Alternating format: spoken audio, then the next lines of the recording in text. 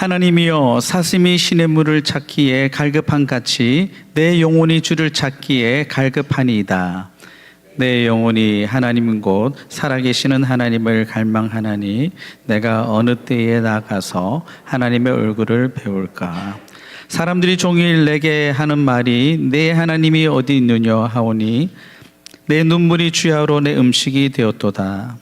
내가 전에 성의를 지키는 무리와 동행하여 기쁨과 감사의 소리를 내며 그들을 하나님의 집으로 인도하였더니 이제 이 일을 기억하고 내 마음이 상하는도다. 함께 봉독합니다. 내 영혼아, 내가 어찌하여 낙심하며 어찌하여 내 속에서 불안해하는가. 너는 하나님께 소망을 두라. 그가 나타나 도우심으로 말미암아 내가 여전히 찬송하리로다. 아멘.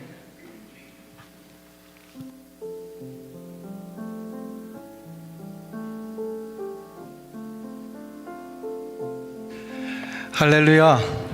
오늘 주일 예배 오신 우리 모든 성도님들 축복하며 환영합니다. 잘 오셨습니다. 무척이나 더운 여름인데 이렇게 더위에 상관없이 언제나 지켜주신 하나님 은혜 때문에 우리는 하나님을 사모하며 여기에 왔습니다. 잘 오셨어요. 서로를 향해서 한번 축복의 인사 나누겠습니다. 앞뒤 좌우에 계신 분들과 성도의 교제 이루겠습니다. 주님의 이름으로 환영하며 축복합니다. 네.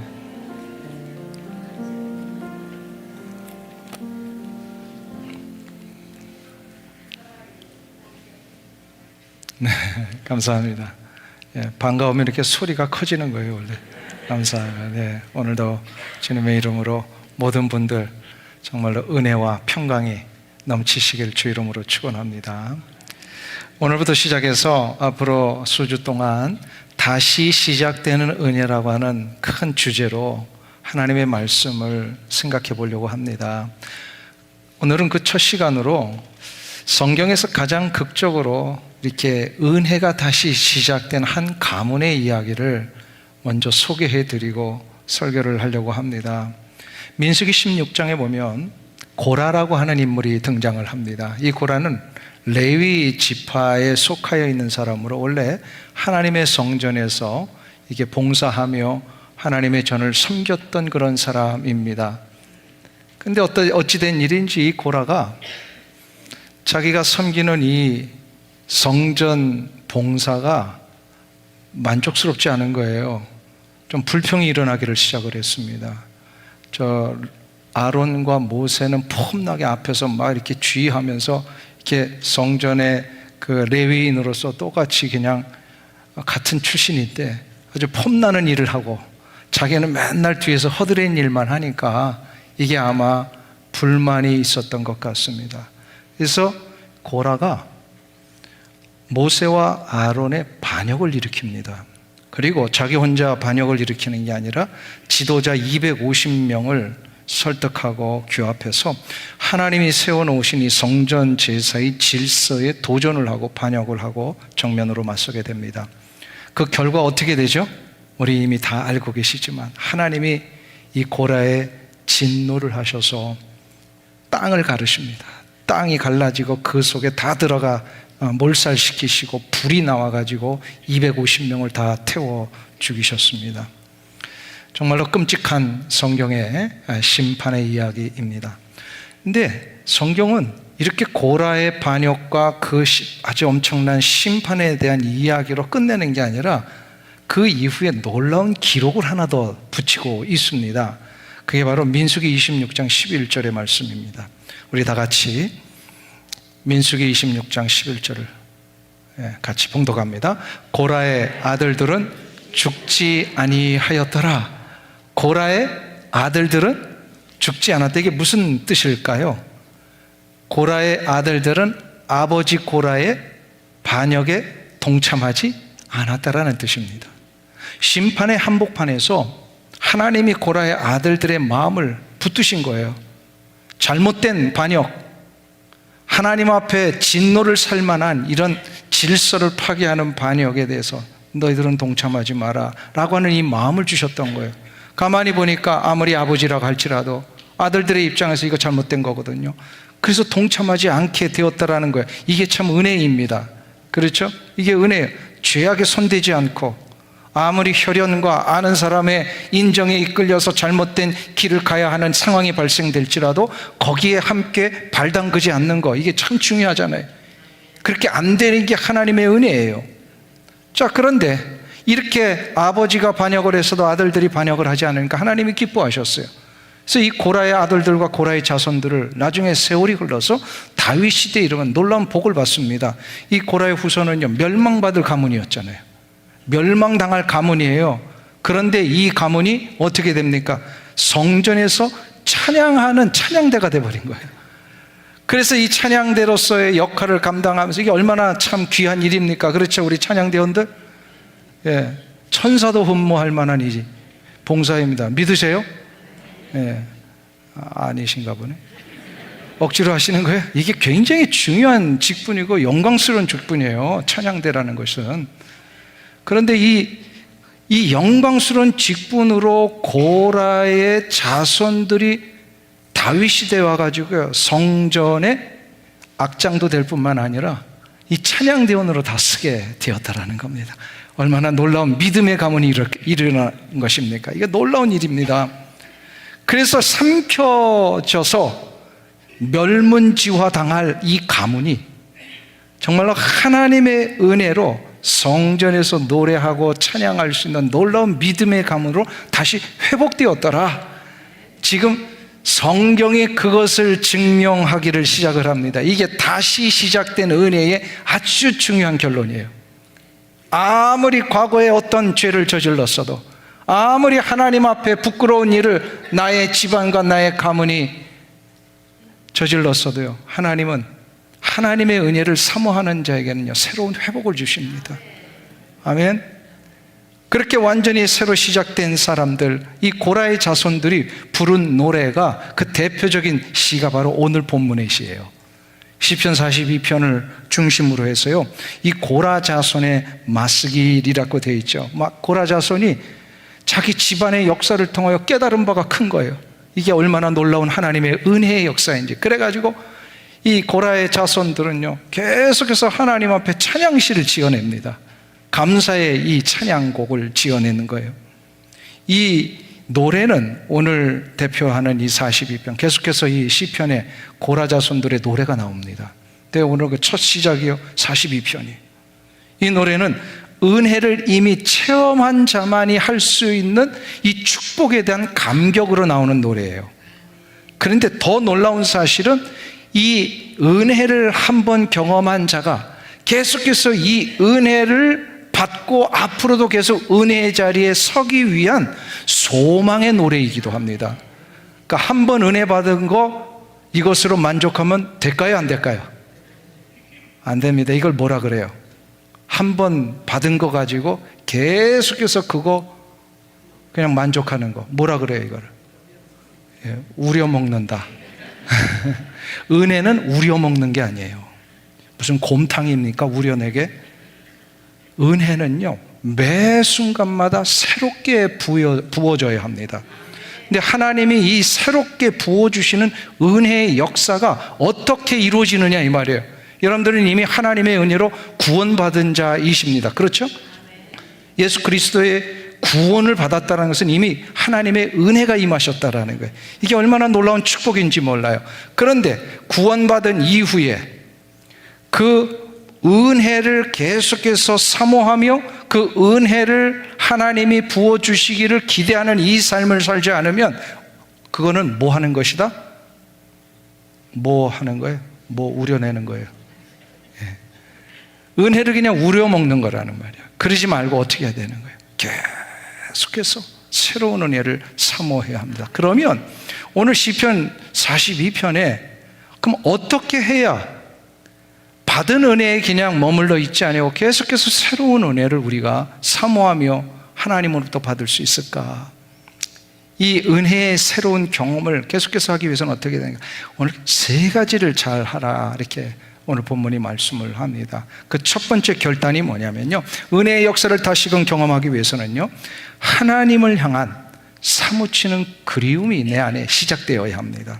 한번 따라하겠습니다. 하나님을 향한 사무치는 그리움이 시작되어야 한다. 할렐루야. 아멘. 하나님에 대한 그리움인데 그 그리움 앞에 어떤 수식어가 있어요? 사무치는 그리움. 하나님에 대한 사무치는 그리움이 있으십니까? 여기서 사무친다라고 하는 게 무슨 뜻이에요? 너무 그리워가지고요, 내 가슴이 아리는 거 아세요? 예, 사랑하는 일을 우리가 너무 그리워하면 어떻게 돼요? 예, 다 해보셨잖아요. 사랑하는 일을 그리워하면 가슴이 아리는 거예요. 보고 싶은데 보지 못하지만 너무 그리우면 가슴이 아려요. 지금 그걸 얘기를 하는 게, 사무치는 그리움이 하나님에게 있는가, 이게 시작이 돼야 된다는 거예요. 오늘 이 아침에 이제 계속 질문할 텐데 여러분들 오늘 대답을 잘 하셔야 됩니다. 여러분에게는 하나님에 대한 사무치는 그리움이 있습니까? 그냥 그리움 말고요, 사무치는 그리움, 가슴이 아리는 그리움이 있으십니까? 하나님만 생각하면 눈물이 막 나오고 감격의 어떤 이 표현들이 막 나오고, 이게 있으시죠? 이거를 고백했던 자가 오늘 본문의 이 저자인 고라의 한 후손의 노래입니다. 1절을 한번 보세요. 어떤 고백을 했는가? 우리 다 같이 한 목소리로 봉독합니다. 하나님이여. 예, 고라 자손의 맞쓰기는 요거 이제 타이틀이고요, 인도자를 따라서 불렀던 노래라고 하는 요 타이틀이고요. 그 다음부터 읽겠습니다. 하나님이여, 사슴이 시냇물을 찾기에 갈급한 같이 내 영혼이 주를 찾기에 갈급하니이다. 할렐루야. 시인이 지금 목마른 사슴이 시냇물을 이렇게 찾아서 갈급해가지고 막 헐떡이면서 이 물을 먹고 싶은 이 사모하는 모습을 지금 시인 자기 자신의 마음으로 표현한 거예요. 이게 내 마음입니다. 그렇잖아요. 사슴에게 있어서 물은 단순히 그냥 먹어도 좋고 안 먹어도 되는 그게 아닙니다. 사슴에게 물은요, 안 먹으면 죽는 것이었어요. 이 물은 생명의 젖줄과 같은 겁니다. 그러니까 물이 없으면 살 수 없는 이 간절하고 절박한 심정으로 그 물을 찾듯이, 내가 하나님을 찾고 하나님을 만나지 않으면 나는 죽습니다 라고 하는 이런 간절한 절박한 내 마음속에 이 사무치는 그리움으로 하나님을 지금 찾아서 헤매고 있는 것, 이건 사랑의 고백이에요. 사랑의 고백이에요. I love you 라고 하는 이 표현 미국 사람들은 너무 자주 씁니다. 근데 이것은요, 너무 뻔한 표현이에요. I love you 하다가도 I don't like you 하는 사람들 너무 많아요. 근데 이 지금 사슴이 시냇물을 찾기에 갈고같이 하나님을 찾는다는 이 표현은요, 그냥 말로만 하는 게 아니에요. 어디가? 내 마음이 어떻게 될 정도로요? 아릴 정도로 하나님에 대한 사모함이 있는 거, 이거를 지금 표현하고 있다라는 겁니다. 이게 얼마나 절절해 끓는 사랑의 고백이었는지 2절에서 이렇게 말씀을 합니다. 우리 2절을 다시 한번 또다시 봉독하겠습니다. 내 영혼이 하나님 곧 살아계시는 하나님을 갈망하나니 내가 어느 때 나아가서 하나님의 얼굴을 배울고. 자, 여기서 가만 보니까요, 이 문맥상 추측을 해볼 수 있는 상황이 떠올라요. 언제나 내가 하나님께 나아가서 하나님의 얼굴을 배울 수 있을까라고 하는 이 표현 때문에 아마도 시인이 예루살렘 성전에서 찬양대원으로 하나님 섬기는 일을 하다가 물리적인 환경이 멀리 떨어져 있는 곳에 있는 것으로 보입니다. 근데 그 힌트가 6절에 나와요. 6절을 보시면, 오늘 읽지는 않았습니다만, 내 하나님이여 내 영혼이 내 속에서 낙심이 되므로 내가 요단 땅과 헤르몬과 미살산에서 주를 기억하나이다. 이게 무슨 얘기냐면, 예루살렘이 아니라 저 멀리 떨어지는 헤르몬 산이나 이런 저 변방 속에 자기가 있다라는 표현이에요. 그러니까 지금 하나님의 전에 나와서 이렇게 예배 드리고 제사 드리고 찬양을 하고 싶은데 지금 그걸 못하고 멀리 떨어져 있으니까 너무 하나님 전에 나가서 얼굴 뵈면서 예배 드리고 싶고 찬양대 하고 싶다는 거예요. 찬양대 한 주라도 못하시면 이런 마음이 있으시죠? 예? 그게 지금 이 고라 자손이 지금 갖고 있는 마음의 어떤 표현이라고 하는 겁니다.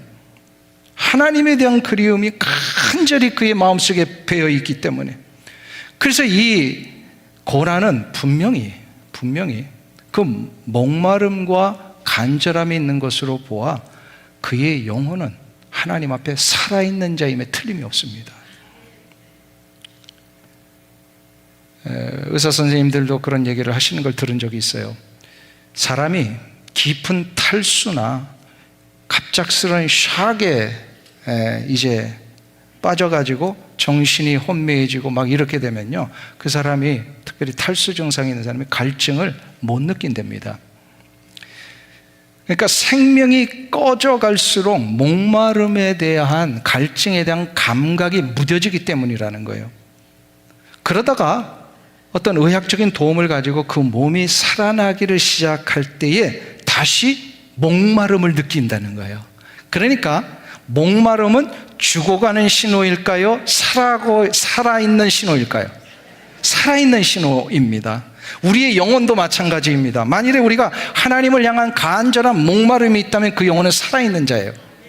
근데 하나님에 대한 간절함도 없고 목마름도 없고 하나님 보고 싶은 마음도 없다, 그러면 그 영혼은 지금 뭐예요?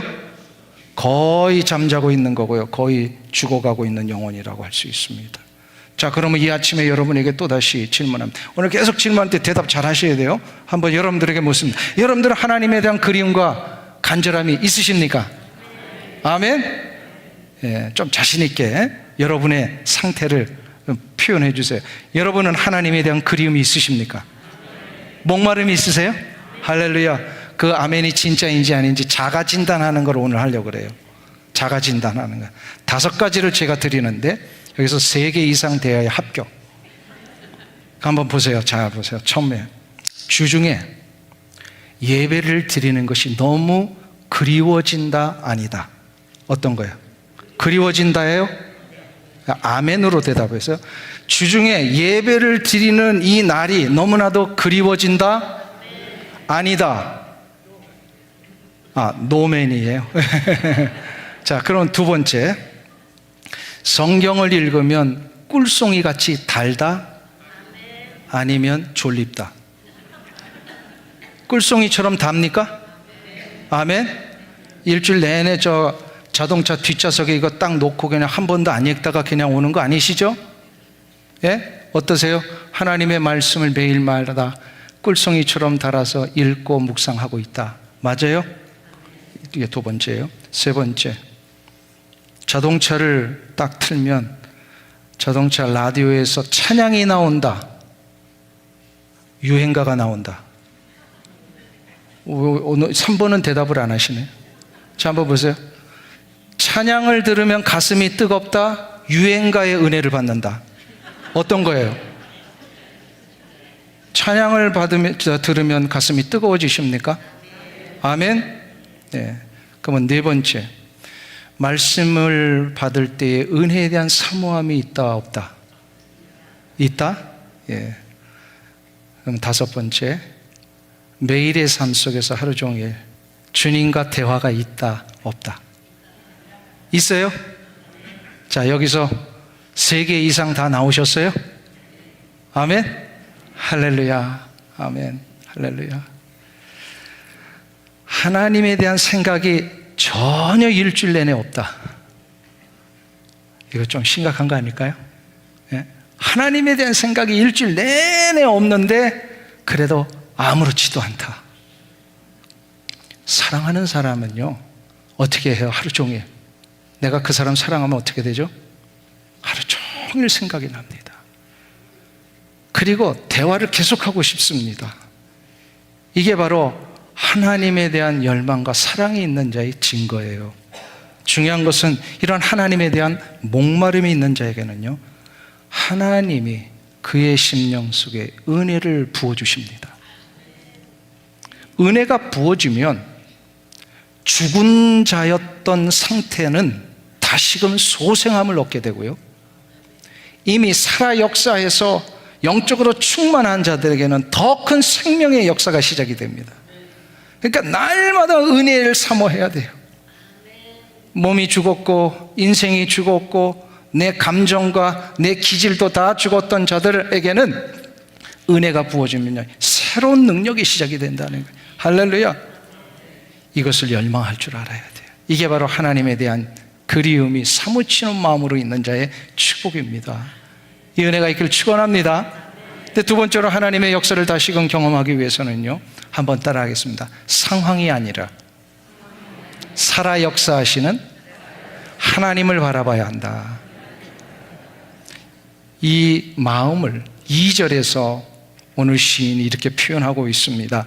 우리 2절을 같이 봉독하겠습니다. 내 영혼이 하나님 곧 살아계시는 하나님을 갈망하나니 내가 어느 때에 나아가서 하나님의 얼굴을 배울까. 시인은 지금 하나님에 대한 간절함이 있는데 어떤 연유인지 멀리 떨어져 있었어요. 그러니까 너무너무 그리운 거예요. 하나님 예배드리는 이 시간과 장소와 이 예배드리는 것 자체가 너무 그리워진 거예요. 그런데 또 이것을 어떤 연유인지 모르지만 멀리 떨어져 있는 자기의 상황에 대하여 비아냥거리는 사람들이 있었어요. 비아냥거리는 사람. 너가 하나님 살아계시다면 너가 왜 이렇게 돼버렸어? 너가 왜 이 모양 이 꼴이야? 라고 하면서 조롱하는 사람들이 있었어요. 이런 상황 앞에 이 문제를 극복하게 된 아주 중요한 한 가지 단어가 오늘 2절에 나옵니다. 그게 뭔지 아세요? 2절을 다시 한번 띄워주세요. 어떤 표현이 이것을 극복하게 만들었을까요?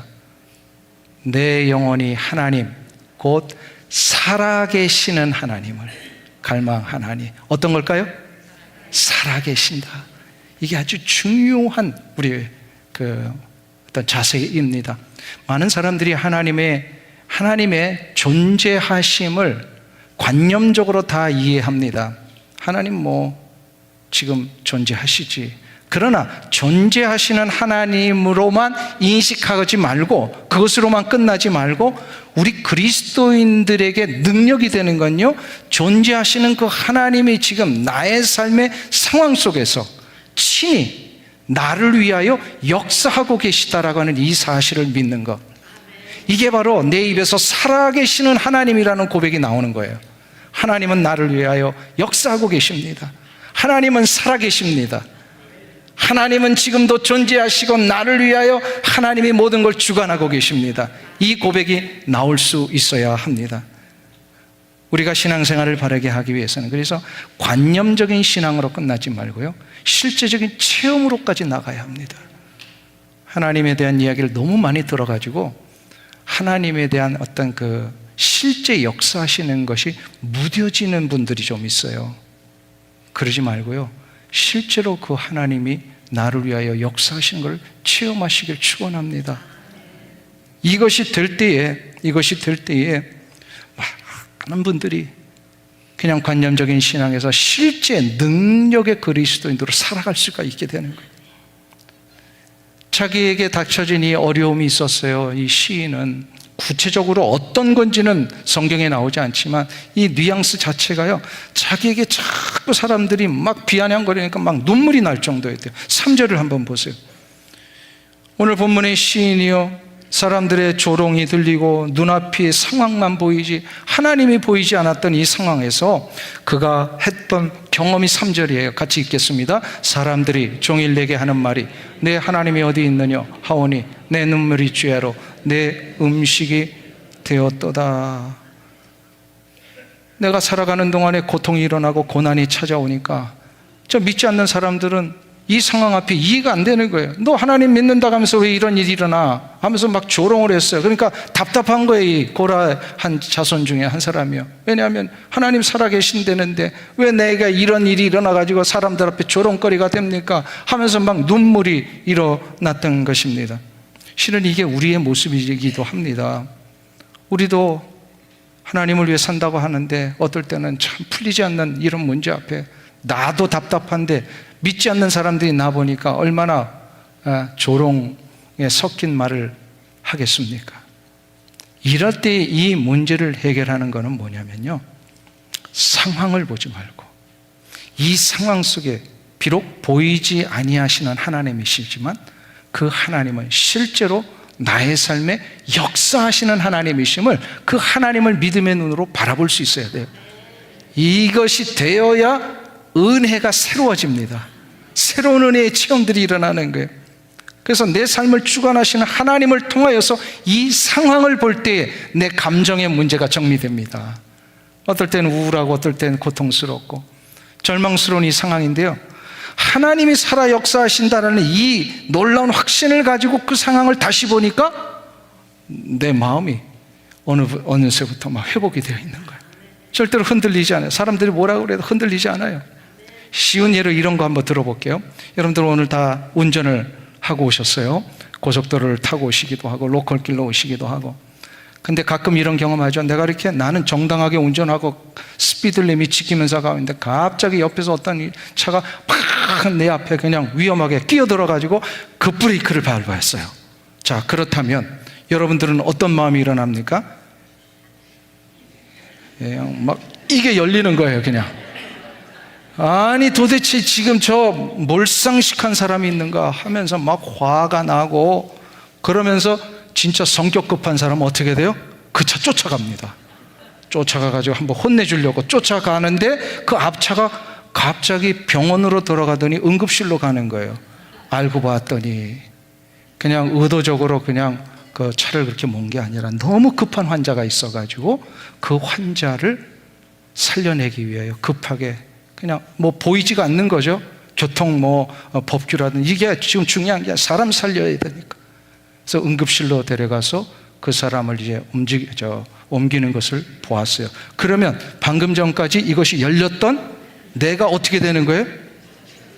갑자기 마음이 편안해지는 거예요. 뭐예요? 상황은 달라진 게 하나도 없어요. 그런데 뭐가 달라진 거예요? 그 상황을 바라보는 나의 이해가 달라지니까 감정이 해결이 되더라는 거예요. 화가 나고 분노가 일어나는 이 감정이 해결되더라는 거죠. 정확하게 시인이 지금 그걸 얘기를 하고 있는 겁니다. 아하, 상황을 어떻게 바라보고 어떠한 시선으로 이것을 해석하느냐가 내 안에 꿈틀거리고 있었던 감정의 문제를 해결하는구나. 상황은 하나도 달라지지 않았지만 내 감정은 그 상황에서 나오는 것이 아니라 그 상황을 어떻게 이해하느냐에 따라 이 상황, 내 감정이 나오게 되는 것. 이것을 실제로 경험했던 유명한 청교도 신학자가 한 사람이 있습니다. 매튜 헨리라고 하는 유명한 주석가가 있어요. 성경 주석을 많이 하신 분인데, 이분이 자기의 개인적인 경험을 밝힌 적이 있습니다. 어느 날 이분이 그 스코틀랜드 출신의 학자인데, 자기의 그 집 앞에서 이제 어디를 가다가 강도를 만나게 됩니다. 그래서 강도 때문에 자기가 가지고 있는 모든 돈을 다 빼앗기고 겨우 목숨 부지해서 그냥 집으로 돌아왔습니다. 떨리는 가슴 가라앉히고 아직도 또 다른 강도를 만날 것 같은 두려움에 쌓여 있는데, 그가 그래도 성경학자이니까 말씀을 폈는데 말씀에 범사에 감사하라, 이 말씀이 나온 거예요. 이 말씀을 붙들고 그가 기도하면서, 그렇지, 이 상황 앞에 내가 어떤 감사를 해야 될까, 그러면서 일기를 써나갑니다.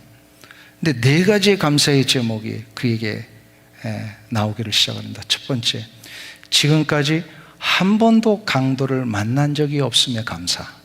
이번이 처음이라는 거죠. 두 번째, 지갑을 빼앗겼으나 생명은 빼앗기지 않은 것 감사.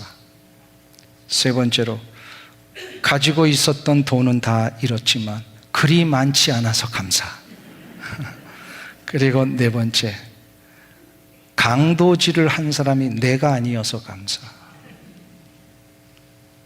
강도를 당한 상황은 전혀 달라지지 않았어요. 그런데 그 강도 만난 상황을 하나님을 바라보는 그 눈으로 이 상황을 재해석하니까 어떻게 됐어요? 원망과 두려움이 사라지고 그곳에서 평안이 시작이 된 겁니다. 하나님을 바라보며 상황을 바라보라는 게 이런 것입니다. 이것이 시편 42편의 시인이 우리에게 보여준 능력이었습니다. 감정을 이기고 상황을 바르게 해석하기 위해서는요, 살아계신 하나님께서 지금 이 상황 속에 나를 위하여 역사하고 계심을 믿어야 합니다. 이게 바로 믿음의 눈으로 보는 것입니다. 이것이 될 때에 은혜는 새롭게 시작이 됩니다. 이 한 주간 하나님을 바라보시는 그 시선으로 여러분의 가정과 이터를 보시길 주 이름으로 축원합니다. 네, 마지막 세 번째로 은혜를 다시금 경험하기 위해서는 나의 영혼이 하나님께만 소망을 둘 수 있어야 합니다. 하나님께만 소망을 두라. 한번 따라하겠습니다. 나의 영혼이 하나님께만 소망을 두라. 이게 과연 무슨 뜻일까요? 하나님께만 소망을. 좀 쉬운 예를 제가 자꾸 오늘 동원하는데요. 이런 거 있죠. 예를 들어서 한 여인이 결혼을 했는데 아들을 하나 낳았는데 곧바로 남편이 불의의 사고로 세상을 떠났어요. 그러니까 이 젊은 부인이, 어머니가 어린 아들 하나를 가지고 평생을 그 아들 키우면서 삽니다. 그러면 이 아들이 이제 어느 정도 장성했을 때, 자랄 때뿐만 아니라 장성했어도 이 어머니에게는 이 아들은 어떤 존재예요? 유일한 희망입니다. 그러면 이 아들에게는 이 어머니는 어떤 존재예요? 유일한 소망입니다. 그렇죠? 이게 이제 우리의 그 보편적인 이해입니다.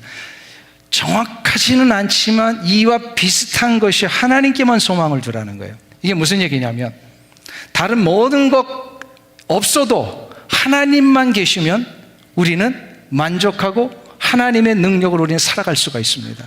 믿으십니까? 이 어머니는 다른 거 다 없어도 이 아들만 잘 되면 소망을 가지고 살아갈 수 있는 것처럼 우리가 다른 건 다 부족해도 하나님만 계시다면 우리는 이 세상을 살아가야 할 이유도 있고 능력도 되고 목적이 분명해지는 것입니다. 이거를 고라의 자손들이 깨달은 거예요. 그래서 그 고라의 자손이 오늘 5절에서 자꾸 불안해지고 두려워지고 어떨 땐 낙심이 되고 어떨 때는 정말 열등감에 빠져가지고 헤어나오지 못하는 이 상황이 될 때마다 이 부분을 자기 스스로에게 외칩니다. 그게 5절이에요. 우리 5절 말씀을 한번 보세요.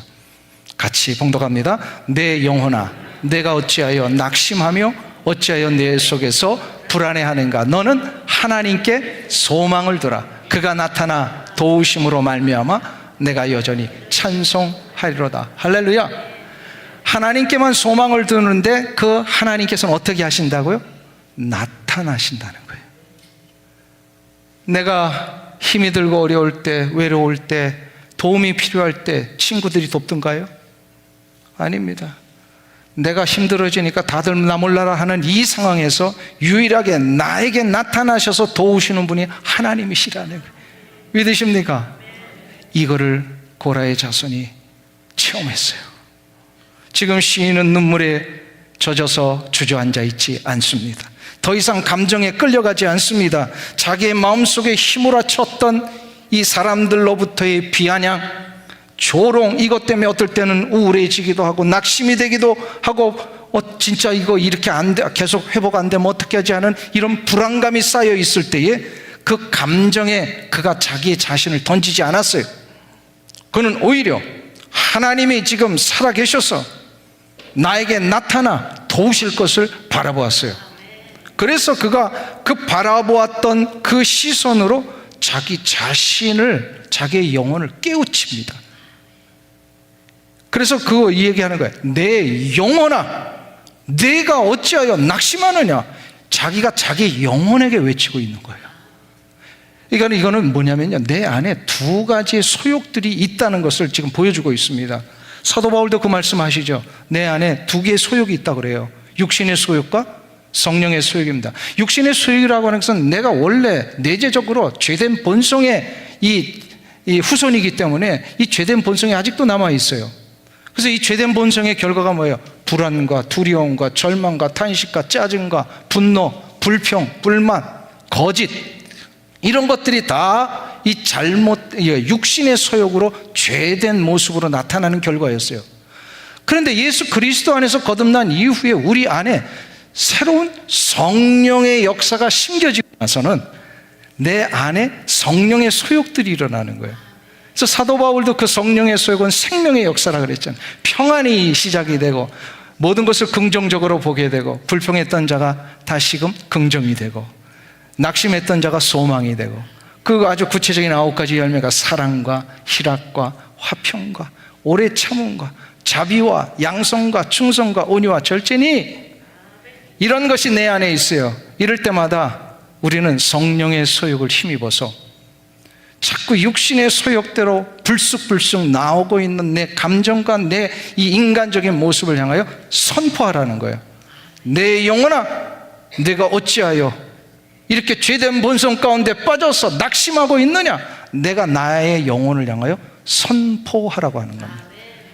하나님만이 이 모든 상황을 역사하실 거야. 하나님은 나를 도우셔서 나타나셔서 이 모든 상황을 해결하실 거야 라고 하는 선언을 내 영혼에게 하라는 거예요. 이거를 마틴 로이드 존슨 목사님 정확하게 이 구절을 강의하시면서요, 이거는 자기 자신이 자기 영혼에게 하는 설교다, 그렇게 표현하세요. 다 설교를 하라는 거예요. 내 영혼에게, 절망하고 주저앉고 포기하려고 하는 내 영혼을 향하여서 설교하라는 거예요. 내 영혼아, 어찌하여 너는 주저앉아 있느냐? 왜 포기하느냐? 하나님이 지금 살아계시는데. 할렐루야. 하나님이 역사하시고 나에게 나타나서 도우시면 나는 다시금 일어날 수 있습니다. 이게 바로 하나님에게 소망을 두는 자의 모습이에요. 어떻게 이것을 고라자손이 깨달았다고요? 고라자손이 이걸 아는 거예요. 수많은 사람들이 너희들은 저주받은 가문 아니야, 네 조상 때 저런 엄청난 반역을 저지른 가문 아니야 라고 조롱하고, 너 봐, 지금 이렇게 예루살렘에서 떨어져 나가서 변방에서 일하고 있잖아, 너 지금 하나님 믿는다 하면서 이 꼴이 뭐야 하면서 조롱하는 이때에 저들은 한 가지를 알고 있었어요. 아무리 나의 조상의 죄악과 허물 때문에 땅이 꺼지고 장막이 삼켜지는 심판 한가운데 있었을지라도 겸손히 하나님만을 바라보는 자에게는 멸망을 이길 수 있는 하나님의 구원이 시작이 된다는 거예요. 믿으십니까? 그는 고라 자손은요, 자신의 가문의 역사를 기억한 거예요. 아무리 절망 가운데 있어도 하나님 바라보는 자는 구원해 내신다는 거예요. 이거를 가슴에 새기면서, 그러니까 우리 믿음의 가문을 일으킨 게 참 중요합니다. 부모 때에 하나님 앞에서 믿음을 가지고 하나님만을 바라보며 살았던 이 모든 모습들이, 흔적들이 자녀들에게 보여질 때 자녀들도요, 그 길을 따라갑니다. 따라가요. 부모가 얼마나 중요한지 몰라요. 부모가 그냥 이런 일을 일어났을 때 막 호들갑 떨면서 이거 큰일 났구나, 이게 다 죽었구나, 이제 끝났구나, 망했구나, 이런 모습 보면요, 자녀들이 어려움 당할 때 똑같이 그래요. 그러나 의연하게, 내 영혼아 어찌하여 낭망하느냐? 하나님 살아계셔. 하나님은 이 상황에 나타나셔서 도우실 거야 하는 이 간절한 외침을 나의 영혼 속에 하는 이 설교하는 모습을 아이들이 보고 자라면요, 그 아이들도 똑같이 합니다. 이게 바로 믿음의 가문을 일으키는 거예요. 사랑하는 성도님 여러분, 우리에게는 고라자손이 바로 은혜로 살아남아 하나님의 성전을 지키는 예배자들이 되었듯이, 우리에게는 죄와 사망에 삼켜졌던 우리가 십자가의 은혜로 왕같은 제사장이 되었던 이 놀라운 증거가 있습니다. 아멘. 우리는 왕같은 제사장이 된 자들이에요. 아멘. 우리에게는 죽음을 이기고 다시 사신 부활의 예수 그리스도가 계십니다. 베드로전서 1장 3절에 보면 부활하신 주님은 우리에게 산 소망이시다. 그러니까 고라의 자손은 앞으로 찾아오실 하나님의 얼굴을 바라보며 소망을 가졌지만, 우리에게는요, 이미 2000년 전에 오셔서 십자가와 부활로 세상을 이기신 예수 그리스도의 이김이 이미 보증되어 있어서 이거를 붙들기만 하면 우리에게 소망이 있는 거예요. 그러니까 누가 더 확실한 시대에 살고 있는 자예요? 고라보다 우리가 더 확실한 시대에 살고 있는 자들이에요. 믿으십니까? 우리 젊은 사람들이 부활절 전후로 해서 자주 부르는 찬양이 하나 있어요. 주 예수 내 산소망이라는 찬양이에요. 우리도 자주 불렀는데요, 그 찬양의 가사가 이런 건데 한번 들어보세요. 닿을 수 없고 오를 수 없네, 사망의 권세 놓인 우리, 절망 가운데 하늘을 보며 주의 이름 나 부를 때, 절망 가운데 하늘을 보며 나 주의 이름을 부를 때, 어둠을 뚫고 주님의 사랑 내 영혼을 비추시네. 모든 것 이루신 주 예수 내 산 소망. 믿으십니까? 아무리 우리가 절망 가운데 있어도요, 이 상황이 나를 낙심시켜도, 내 육체가, 내 물리적인 환경이 나를 어렵게 해도 이미 예수 그리스도께서는 죽음의 권세를 이기셨고 부활의 영광 가운데 다시 살아나심으로 그것을 붙들고 믿는 자마다 그 놀라운 주님의 능력이 나의 육체와 삶 가운데 그게 흐르게 되어 있어요. 그래서 우리도 다시금 일어나게 됩니다. 치유가 그래서 일어나는 거예요. 회복이 그래서 일어나는 거예요. 육체 아픔 가운데 있으신 분, 예수님만이 여러분의 육체를 회복시키실 수 있는 능력이십니다. 예수 그리스도의 십자가가 그걸 이미 보증한 거예요. 우리는 뭐예요? 보증된 거 붙들기만 하면 돼요. 할렐루야.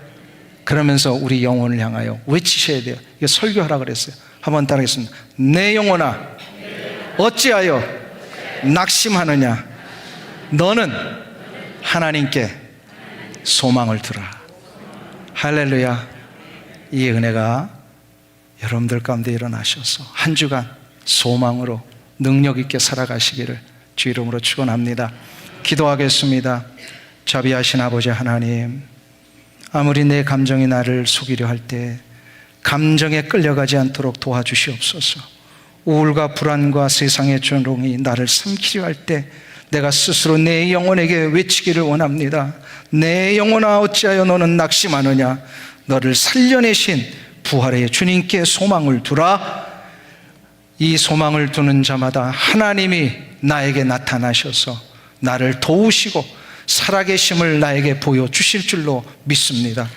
이 귀한 소망을 가지고 이 한 주간 승리하는 우리 모두가 되게 하여 주시옵소서. 예수님의 이름으로 기도하옵나이다. 아멘.